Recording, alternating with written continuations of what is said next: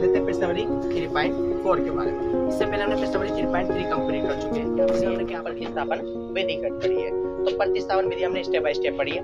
आज हम पढ़ेंगे विलोपन विधि। 3.4 में हमारी क्या है, विलोपन विधि है। तो जैसे हमने प्रतिस्थापन विधि के स्टेप बाय स्टेप पढ़े, ठीक है, ऐसे हमारे पास क्या है, विलोपन विधि के स्टेप बाय स्टेप है। तो पहले हम स्टेप बाय स्टेप पढ़ेंगे कि विलोपन विधि में हमें करना क्या पड़ता है। जब प्रतिस्थापन विधि में करना पड़ता है, समीकरण 1 को करो, फिर समीकरण 2 को उसका मान इसमें उठा के रखो, फिर समीकरण 3 में, यानी इस तरीके से हमें क्या है, उसके स्टेप बाय स्टेप है। तो हम ये देखते हैं कि विलोपन विधि हमारे क्या स्टेप बाय स्टेप है। तो सबसे पहले हम विलोपन विधि के बारे में बात करते हैं स्टेप बाय स्टेप की।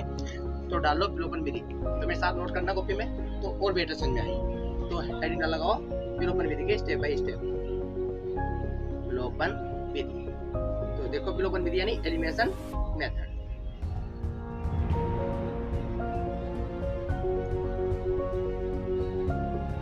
देखो विलोपन विधि का स्टेप फर्स्ट ये है, मतलब विलोपन विधि का स्टेप फर्स्ट देख लेते हैं। स्टेप फर्स्ट क्या है, विलोपन विधि का स्टेप फर्स्ट ये है कि समीकरण 1 और बेस समीकरण 2। अब ये समीकरण 1 समीकरण 2 कहां से आ गई। अब तुम्हें ये पता होगा कि तुम्हें क्या मिलते रहते हैं, दो चर वाले रेखीय समीकरण तो मिलेंगे, दो रेखा तो मिलेगी, दो रेखीय समीकरण तो मिलेंगे। दो रेखीय समीकरण पहला सवाल मैंने नोट कर लिया है समझाने के लिए, एक समीकरण 1 और समीकरण 2। इतनी बात समझ में आ गई। समीकरण 1 में समीकरण 2, समीकरण 1 में समीकरण 2 के x या y के गुणांक बराबर करें। देखो कहना मतलब क्या है कि हमें कि समीकरण 1 या समीकरण 2 के x या y, चॉइस तुम्हारी, तुम किसको कर रहे हैं, x को कर रहे हैं या y को कर रहे हैं। x के भी कर सकते हो और y के भी कर सकते हैं। हमें x और y के क्या करने हैं, गुणांक बराबर करने हैं। अब गुणांक क्या होते हैं, देखो गुणांक समझो। जैसे 9x है, अब जैसे x है, इसका गुणांक कितना हो गया 9। जैसे 8y है, इस y का गुणांक कितना हो गया 8। इतनी बात समझ में आ गई। तो इसका गुणांक होते हैं, ठीक है। तो हमें गुणांक क्या करने पड़ते हैं, पहले बराबर करने पड़ते हैं। x और y के क्या करने पड़ेंगे, गुणांक बराबर करने पड़ेंगे किसी एक के, ठीक है। ऐसे नहीं दोनों के कर दो, किसी एक के गुणांक बराबर करने पड़ेंगे जिसकी तुम्हारी इच्छा है। देखो मैं यहाँ देखता हूँ कि यहाँ x के गुणांक बराबर है। देखो इस x का कितना गुणांक कितना 1 और इस x का गुणांक कितना है 2। तो यहाँ 1 2, यहाँ x के गुणांक बराबर नहीं है। चलो y के देखते हैं, y के यहाँ भी 1 है और यहाँ -3 है, तो y के गुणांक बराबर नहीं है। तो पहला स्टेप हमें बराबर करने पड़े, सही है। अब स्टेप दूसरा देखो, स्टेप दूसरा क्या होगा, स्टेप दूसरा ये होगा कि तुम्हें समीकरण 2 के चिन्ह परिवर्तित करने हैं। कहना मतलब ये है, अगर माइनस का होगा तो, अगर प्लस का होगा तो माइनस का कर देना है, अगर माइनस का होगा तो प्लस का कर देना है। ये बात ध्यान रखना, ठीक है। अब मेरी बात एक बात और है, वो नोट में करके लिखना है, ये नोट की बात है, ठीक है। स्टेप बाय स्टेप में फॉलो नहीं है, पर नोट है, नोट करके बहुत इंपॉर्टेंट बात है। तो ये नोट बात करके लिखो जो मैं समझा रहा हूँ। देखो कि सबसे पहले तुम्हें फोकस करना है कि तुम किस बैलेंस तुमने करी है, x को बैलेंस पूरी करी है या y की बैलेंस पूरी करी है, यानी x के गुणांक बराबर कर रहे हैं या y के गुणांक किससे क्या है बराबर कर रहे हैं। तो पहले ये करेक्ट कर दो। जैसे मैंने सपोज दैट मैंने कर लिया x के गुणांक बराबर। जब हम क्वेश्चन करेंगे ना विस्तार से और ज्यादा समझ में आएगा। पहले मैं जो समझा रहा हूँ वो पार्ट समझो सही तरीके से, ठीक है।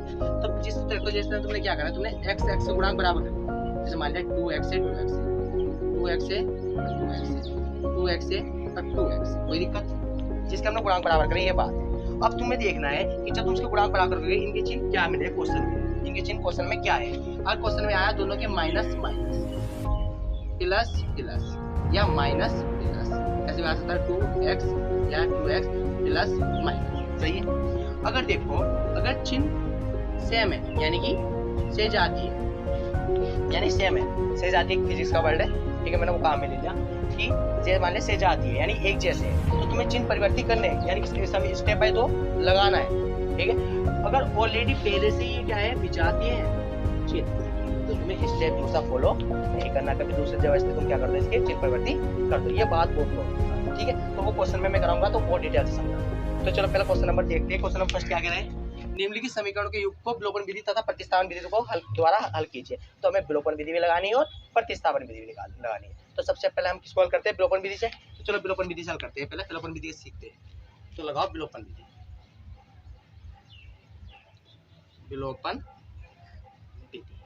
तो विलोपन विधि का स्टेप बाय स्टेप पहला क्या है, विलोपन विधि का स्टेप फर्स्ट ये है कि समीकरण 1 समीकरण 2 के जो x और y के गुणांक है उसको क्या करना है, बराबर करना है। अब तुम बताओ किसको बराबर करना चाह रहे हो, x को बराबर करना चाह रहे हो या y को बराबर करना चाह रहे हो, वो तुम्हारे ऊपर की चॉइस है कि मैं किसको करने चल रहा हूँ। चलो मैं x को बराबर करने चल रहा हूँ, तो चलो x के देखते हैं। तो x के गुणांक बराबर है, यहाँ देखो x कितना है, यहाँ x है और यहाँ कितना है 2x है, यहाँ x है और यहाँ 2x है। तो इस x के गुणांक जब बराबर होते जब यहाँ भी 2 होता कि 2x और 2x x उसके गुणांक बराबर। तो अब यहाँ देखो तो यहाँ कितना है 1 है, तो हमें यहाँ क्या करना पड़ेगा, गुणांक बराबर करने पड़ेंगे अपनी तरफ से। तो यहाँ में यहाँ करनी से मल्टीप्लाई करनी पड़ेगी 2 से। इतनी बात समझ में आ गई। तो हमने क्या कर दिया, गुणांक बराबर कर दिए।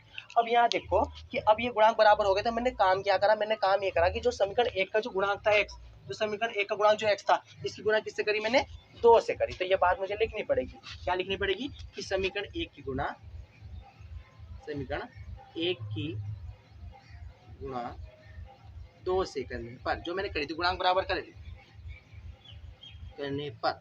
अब समीकरण 1 की गुणा किससे करो, 2 से करो। भाई गुणांक बराबर करने के लिए करा हमने ये काम, जब गुणांक बराबर हो जाए तो समीकरण 1 की गुणा किससे करो, 2 से। तो इसकी x की 2 में करके कितना हो जाएगा 2x प्लस के इसकी करके तो 2y और 2 पंजे 10। सही है। 5 की तो होगी बाबू, सबसे होगी, एक बार इससे होगी, एक बार इससे होगी, एक बार इससे होगी। कभी 1 से x से करके और चल दिए अपने घर, ऐसा कुछ नहीं करना, ठीक है ना। सबसे करनी है, इसकी भी इससे करनी है, इसकी भी इससे करनी है, इसकी भी इससे करनी है। अब समीकरण 2 को ऐसे नोट कर दो, 2x माइनस के 3y इक्वल कितना 4। सही है। अब तुम्हें क्या करना है, स्टेप दूसरा चिन्ह परिवर्तित करना है। क्या करना है, चिन्ह परिवर्तित करना है। अब चिन्ह परिवर्तित करना है, दूसरा स्टेप पहले हमें ये वाली बात नोट कर लेना है कि जिसके तुमने गुणांक बराबर करे उसके चिन्ह परिवर्ती है या नहीं है। तो हमने गुणांक किसके बराबर करे, x के। तो x का कौन से देखे, देखो x के कौन से सजातीय आवेश से प्लस प्लस है, और सब सजातीय आवेश होते हैं तो हमें चिन्ह परिवर्ती करने हैं, इसमें नहीं करने हैं। ठीक है। तो अब क्या है, सजातीय आवेश यानी प्लस प्लस आ गया। ठीक है। तो हम चिन्ह परिवर्ती करेंगे किसके, समीकरण 2, समीकरण हमारे पास 2 थी, तो समीकरण 2 के चिन्ह परिवर्ती करना है, यानी प्लस का माइनस कर देना, माइनस का प्लस। तो जिसका कुछ नहीं आता उसका प्लस होता है, प्लस का क्या कर देंगे माइनस, माइनस का क्या कर देंगे प्लस, और प्लस का क्या कर देंगे माइनस। इतनी बात समझ आ गई विस्तार से। सही है। अब हमें क्या करना है, देखो negative positive same same cut जाएंगे। तो देखो यहाँ देखो क्या होगा, 3 और 2 कितना हो गया 5। भाई बाबू इस चिन्ह को तो भूल जाओ कि अब कौन सा आ गया है, प्लस का। तो ये प्लस के और ये प्लस, ये 2 और 3 कितना है 5, और यहाँ से घटाओगे तो 6 में से 4 गए तो कितने बचेंगे, सॉरी 10 में 4 के कितने बचेंगे 6। तो इधर मल्टीप्लाई में जाके इसमें जाएगा डिवाइड में, तो बाई की वैल्यू आराम से निकाल ली 6/5। सही है। अब हमने जब बाई की वैल्यू निकाल ली, अब हमें किसकी चाहिए, एक्स की वैल्यू चाहिए। तो बाई का मान उठा के समीकरण 1 में रख दो, एक्स का मान निकाल लो। तो बाई का मान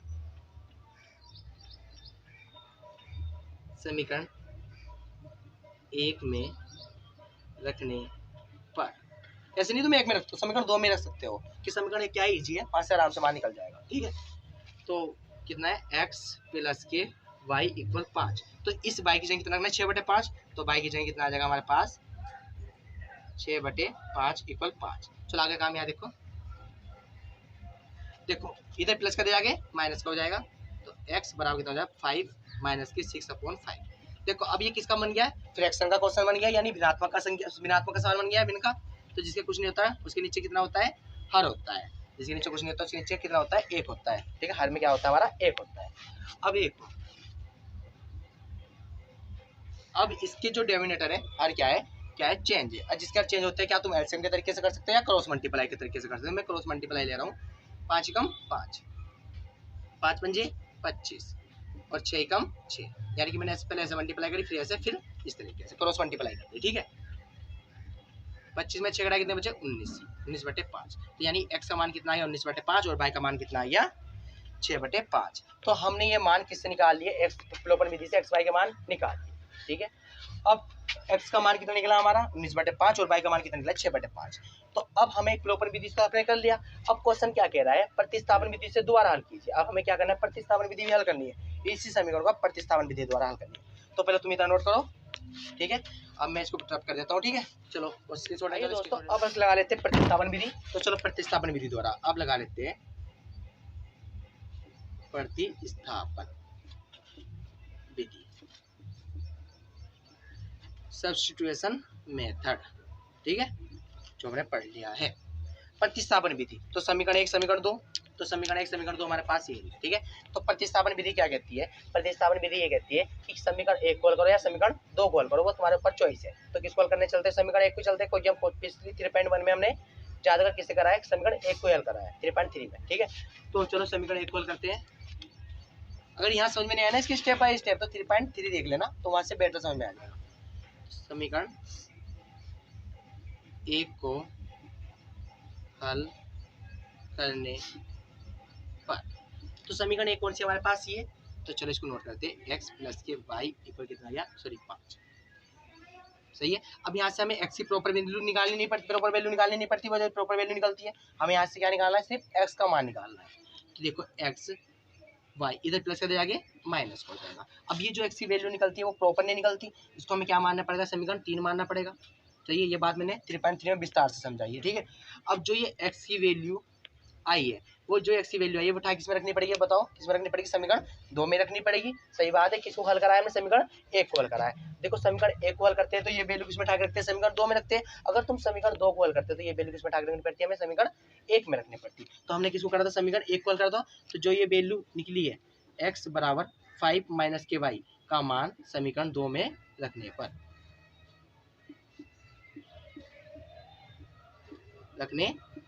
तो समीकरण 2 कौन सी है, समीकरण 2 हमारे पास ये वाली है। चलो इसको नोट कर लो, 2x माइनस के 3y इक्वल 4। चलो अब हमें x की वैल्यू कितनी निकाली है, 5 माइनस y। तो इस x की वैल्यू कहाँ रखनी है, समीकरण 2 में। x कहाँ है हमारा, यहाँ है, तो इस x की जगह कितना रख दो, 5 माइनस 2। तो चलो ये 2, इस x की जगह ये वाला पार्ट रख दो 5 माइनस y, और ये माइनस का 3y और इक्वल -4, ऐसा का ऐसा। ठीक है, अब इसमें क्या करना है, ब्रैकेट के अंदर मल्टीप्लाई करनी है, एक बार मल्टीप्लाई इसके साथ, एक बार इसके साथ। तो आगे कहानी यहाँ सुनो। ठीक है, देखो 2 पंजे 10, सही है। और जब इसके साथ करोगे प्लस माइनस, माइनस और 2y का 2y, यहाँ कितना होता है, माइनस का 3y इक्वल 4। इतनी बात समझ में आ गई। देखो माइनस माइनस क्या होता है, प्लस होता है, चिन्ह किसका आता है, माइनस का ही आता है। तो 2 और 3 कितना होगा, 5, और कितना आ जाए, चिन्ह माइनस का, माइनस माइनस प्लस होता है, चिन्ह माइनस का ही आता है। और पर ऐसा कैसे ही, ये माइनस का दे जाके इसको आ जाएगा, इधर प्लस का दे जाके माइनस का हो जाएगा। ठीक है, अब देखो माइनस के 5y यहाँ से घटाओगे तो माइनस का 6 बचेगा, क्योंकि 10 में 6 घटाओगे कितना हो जाएगा, माइनस 6, क्योंकि माइनस की संख्या क्या है हमारी, बड़ी है। जिसकी संख्या बड़ी होती है उसका चिन्ह आता है, ये बात तुम्हें पता है। ठीक है, अब देखो माइनस से क्या हुआ, माइनस से माइनस कटा, तो y बराबर कितना हो गया, 6/5। इधर डिवाइड में जाके इसमें जाएगा मल्टीप्लाई में, तो y की वैल्यू कितनी होगी, 6/5। ठीक है, अब y की वैल्यू हमने निकाली, y की वैल्यू निकाली। अब हमें किसकी चाहिए, सिर्फ x की वैल्यू चाहिए। और y की वैल्यू का मान उठा किसमें रख दो, समीकरण 3 में रख दो, तो वहां से हम x की वैल्यू आराम से निकाल लेते हैं। तो चलो y बराबर 6/5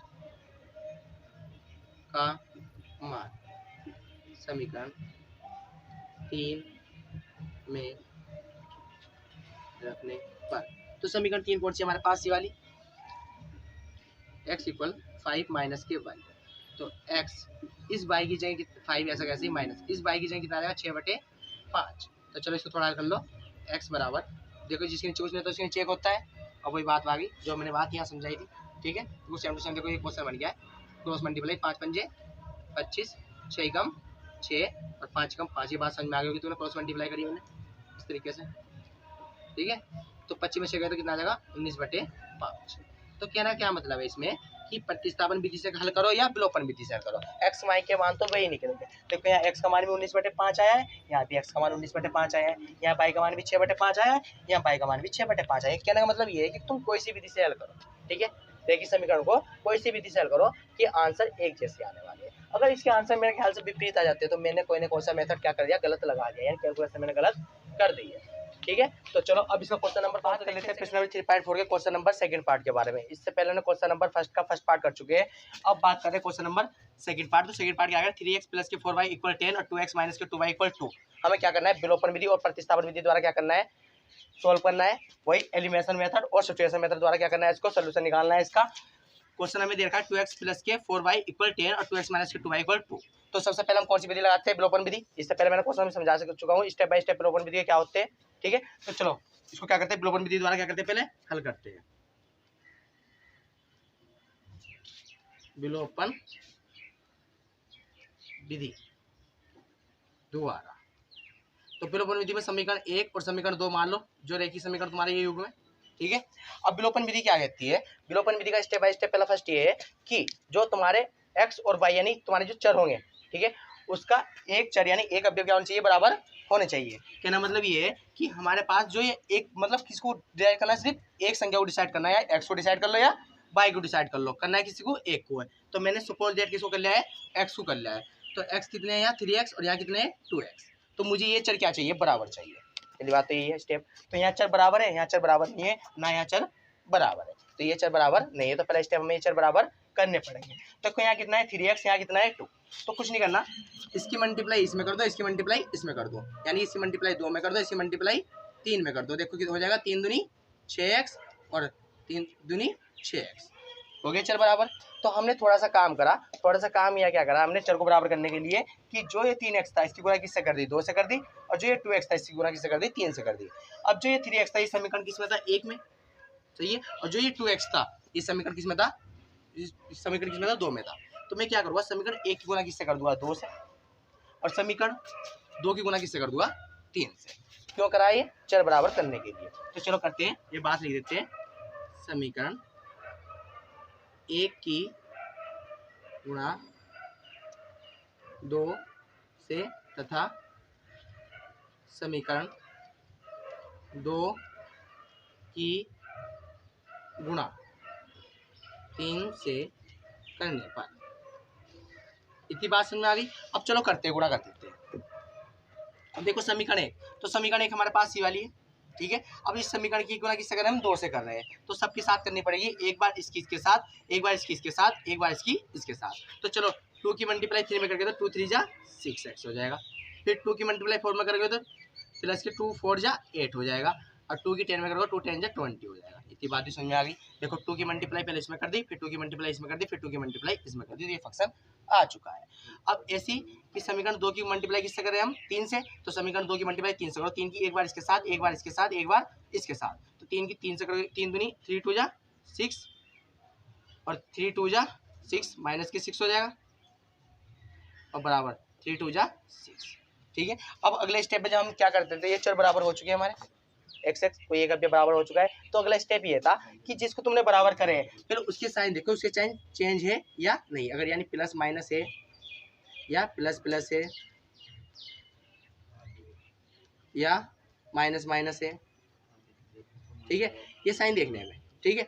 अगर देखो ये साइन देखो कि अगर प्लस प्लस है, अगर ये वाला साइन जिसको तुम चेंज करा उसको देखना है, अगर ये प्लस प्लस है तो हमें क्या करना पड़ेगा, साइन चेंज करने पड़ेंगे। अगर ये निगेटिव पॉजिटिव ऑलरेडी पहले से होते तो हम साइन चेंज नहीं करते, ये बात ध्यान रखना।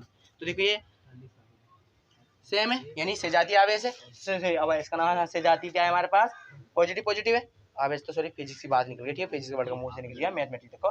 तो क्या है, सजातीय प्लस प्लस है हमारे, तो हम क्या करेंगे, अब इसके साइन चेंज करेंगे कि यहाँ प्लस का तो यहाँ माइनस का हो जाएगा, ये माइनस का तो ये प्लस का हो जाएगा, ये प्लस का तो ये माइनस हो जाएगा। मैंने इससे पहले फर्स्ट वीडियो बना रखा है, साइन किसके करने, समीकरण 2 के चेंज करने होते हैं, समीकरण फर्स्ट के चेंज नहीं करना। तो अब देखो इस लाइन के साइन क्या हो चुके हैं, चेंज हो चुके हैं। देखो ये निगेटिव पॉजिटिव क्या हो गया, कट जाएगा। अब देखो ये वाला प्लस, इस माइनस को तो भूल जाओ आप। अब ये प्लस यानी 8 और 6 कितना हो गया, 14, ये बात समझ में आ गई। और 20 में 6 घटाओगे तो कितना बचेगा, 14। तो देखो ये मल्टीप्लाई में दे जाके इसमें जाएगा डिवाइड में, तो y बराबर 14/14, 14 काटे कितना बचेगा 1, तो y की वैल्यू कितनी आ गई हमारे पास 1। इतनी बात समझ में आ गई। अब जब y की वैल्यू निकल जाती है, y का मान उठा किसमें रख दो, समीकरण 1 में रख दो। चलो ये लिख देते हैं, y का मान समीकरण 1 में रखने पर, तो चलो रख देते हैं यार। तो समीकरण एक कौन सी, पहले इसको नोट कर लेते हैं। समीकरण एक कौन सी हमारे पास ही है, 3x प्लस के 4y = 10। तो y का मान कितना निकाला तुमने 1, तो y की जगह कितना रखना है 1, तो बराबर देखो ये 3x ऐसा का ऐसे ही प्लस 4, y की जगह कितना रखना है 1, तो जिनके बीच में कोई निशान है तो उनके बीच में मल्टीप्लाई का निशान, तो y की जगह कितना रख दो 1, तो y की जगह 1 रख दिया, तो बराबर 10 ऐसा का ऐसे। तो चलो इसको थोड़ा हल करो, 3x देखो 4 बन जा 4 = 10, इधर प्लस का दे जाके माइनस का हो जाएगा, 3x = 10 माइनस के 4, तो कितना हो जाएगा 3x = कितना बचेगा, यहाँ से 10 में से 4 माइनस करोगे तो कितना बचेगा 6। अब ये मल्टीप्लाई में जाके इसमें जाएगा डिवाइड में, तो x बराबर कितना हो जाएगा 6/2, सॉरी 6/3, 6 का 3 से 2 जा कितना हो गया 6, तो x की वैल्यू कितनी आ गई हमारे पास 2। सही है, यानी कि हम निकाल चुके हैं y की वैल्यू कितनी आई है 1 और x की वैल्यू कितनी आई है 2। तो ये काम हम किससे कर चुके हैं, प्रतिस्थापन विधि से कर चुके हैं, सॉरी प्लॉपन विधि से कर चुके हैं। तो अब हमें क्या करना है, प्रतिस्थापन विधि द्वारा भी क्या करना है, इसको हल करना है। तो चलो अब प्रतिस्थापन चलो इसको प्रतिस्थापन विधि दोबारा देखो, प्रतिस्थापन विधि। तो चलो लगाओ अब प्रतिस्थापन विधि दोबारा, प्रतिस्थापन विधि। ठीक है, तो प्रतिस्थापन विधि के स्टेप बाय स्टेप थे। प्रतिस्थापन विधि के स्टेप बाय स्टेप मैंने जब 3.3 करा रहा था वहां बता चुका हूँ। तो चलो अब प्रतिस्थापन विधि क्या कहती है, कोई समीकरण एक को हल करो या समीकरण दो को हल करो, तुम्हारी चॉइस है वो, तुम किसी को भी कर सकते हो। समीकरण एक को हल करो या समीकरण दो को। तो चलो हम किसको करते हैं, समीकरण एक को हल करते हैं। तो लिख दो यहाँ समीकरण एक को हल करने पर। तो चलो एक समीकरण नोट करो यहाँ। तो समीकरण एक कौन सी हमारे पास ये, तो चलो इसको नोट कर देते हैं, 3x + के 4y = 10। अब यहाँ से हमें क्या करना पड़ता है, x की वैल्यू निकालनी पड़ती है या y की वैल्यू भी निकाल सकते हो, तुम्हारे ऊपर चॉइस है। तो मैं किसकी निकाल रहा हूँ, x की। और जो x की वैल्यू निकलती है वो प्रॉपर नहीं निकलती, मैंने बता चुका हूँ। तो चलो x की वैल्यू निकालते हैं।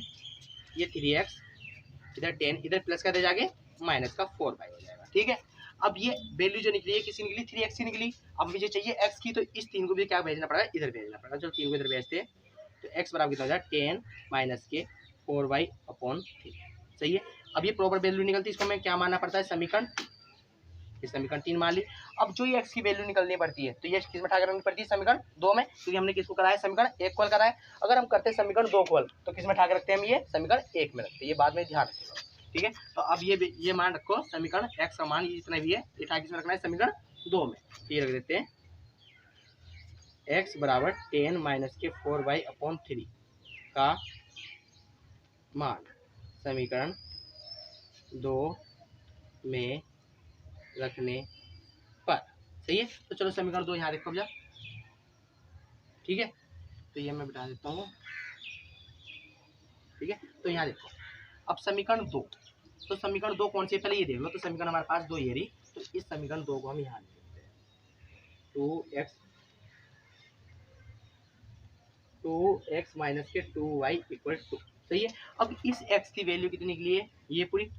सही है, तो इस x की जगह ये वाला पार्ट पूरा रख दो। ठीक है, ये वाला पार्ट रख देते हैं। तो यहाँ कितना है, 2, और इस x की जगह 10 - के 4y/3, 10 - के 4y/3, और ये माइनस के 2y और इक्वल टू।